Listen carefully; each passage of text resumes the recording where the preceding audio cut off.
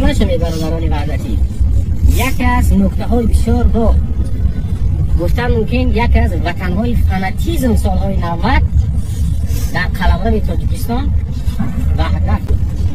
عبدالقادر طلبکو یک زردشتی دین ستیز افراطی است که همیشه اسلام و مسلمان ها را زیر تنقید و ملامت میکشد. ببینید چخیر اینجا به اسلام و مسلمان ها اهانت میکند که کسی آگاه نمی شود. مسلمان های وحدت را فناتیک میگوید.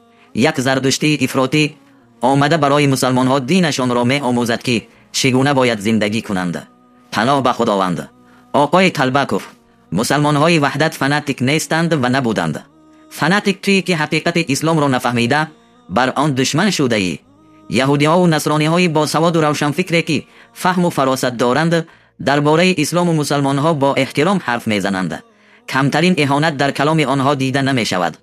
اما شما که خود را اینقدر با سواد و روشن فکر میگیرید، مثل بعضی بلاگرهای بد اخلاق و بی تربیت رفتار میکنید که واقعا شرمندگی است. در شأن یک روشن فکر و با سواد نمیزیبد که با نوارهای جوابی کسی را تحقیر و اهانت کند. ما به تو کار نداریم که کدام دین را اختیار کرده ای، ولی تو هم به دین ما کار نداشته باش. به این هم به همین خیل رفتارهایت خود را در جامعه شرمنده و رسوا کرده ای. بیش از این خود را شرمنده مکن. هرگز به مقدسات مسلمان ها اهانت مکن که الله ذلیل و خوارت میکند.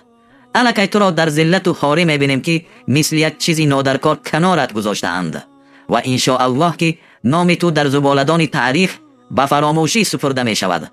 من بسیار متاسفم که کسی چنین گستاخان را چیزی نمیگوید، چون که اسلام در نزد مسلمانان امروز خیلی غریب و بیگانه شده است.